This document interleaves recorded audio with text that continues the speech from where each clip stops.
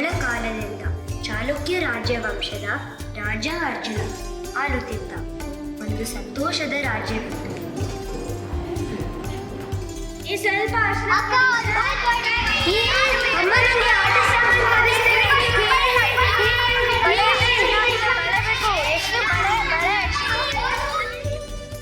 ಆ ಮಹಾ ಸಂತೋಷ ಮತ್ತು ಉತ್ಸವದ ಮಧ್ಯೆಯೂ ಗುಪ್ತವಾಗಿ ಒಂದು ಕ್ರೂರ ಕಣ್ಣು ಮುಚ್ಚಿ ಕುಳಿತ ರಾಕ್ಷಸನು ಇದ್ದ.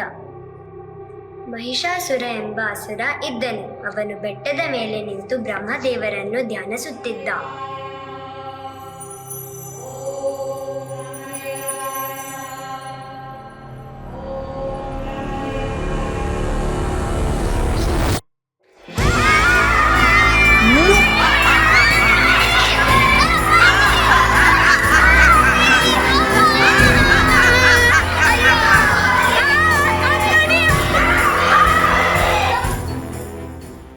ಅವನು ಜನರ ಶಾಂತಿಯ ಕೆಡಿಸಿ ದೇವತೆಗಳ ವಿರುದ್ಧ ಯುದ್ಧ ಮಾಡಿದನು.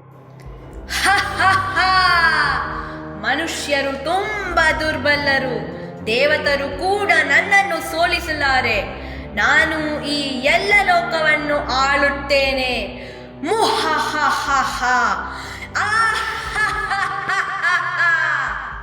ಅವನು ಸ್ವರ್ಗಲೋಕವನ್ನು ಗೆಲ್ಲಿದನು.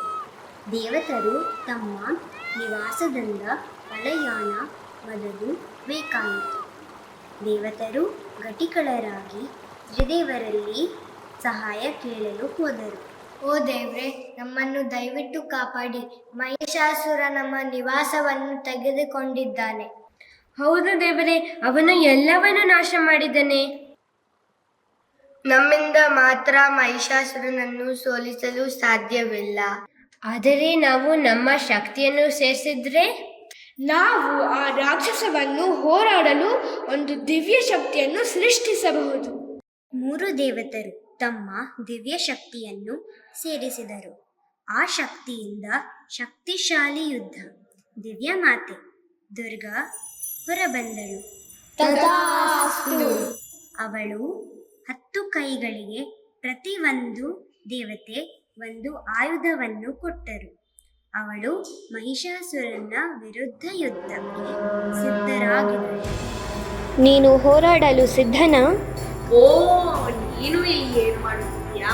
ನೀನು ಗಾಯಗೊಳ್ಳುವುದಕ್ಕೆ ಭಯ ಪಡುತ್ತಿಲ್ಲವೇ? ಎಷ್ಟು ಮೂರ್ಖ ನೀನು! ನನ್ನ ಎಷ್ಟು ಕಡಿಮೆ ಅಂದಾಜಿಸಿದ್ದೀಯಾ? ನಾನು ಮಹಿಳೆ ಎಂದು ಹಾಗೆ ಮಾಡ್ತಾ ಇದೆಯಾ? ನನ್ನ ಶಕ್ತಿ ಎಷ್ಟು ಎಂದು ನಿನಗೆ ಗೊತ್ತಿಲ್ಲ. ಅವರು ಒಂದು ಭಯಂಕರ ಯುದ್ಧ ಮಾಡಿದರು. 9 ದಿನಗಳು ಮತ್ತು 9 ರಾತ್ರಿಯು ಕಳೆಯಿತು. ಅವನು ಬಲವಾಗಿ ಹೋರಾಡಲು ಪ್ರಯತ್ನಿಸಿದ್ದನು. ಆದರೆ ದುರ್ಗಾಮಾತೆಗೆ ಸರಿ ಹೊಂದುವಂಥ ಸಮರ್ಥ ಅವನರಲಿಲ್ಲ. ಕೊನೆಗೆ 10ನೆಯ ದಿನದಂದು ವಿಜಯದಶಮಿ ಎಂದು ಕರೆಯಲಾಗುತ್ತದೆ. ದುರ್ಗಾಮಾತೆ ತನ್ನ ತ್ರಿಶೂಲದಿಂದ ಮಹಿಷಾಸುರನನ್ನು ಕೊಂದುಬಿಟ್ಟಳು.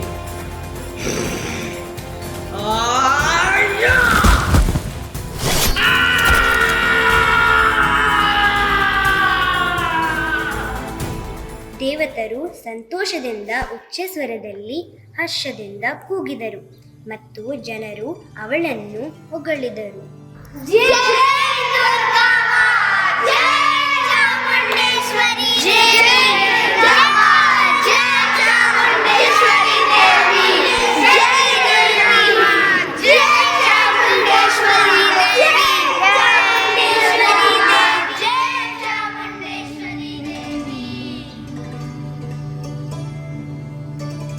What are you guys doing?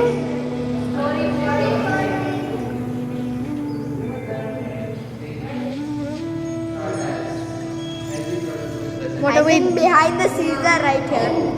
What are we doing? Today we are making an animation done with paper.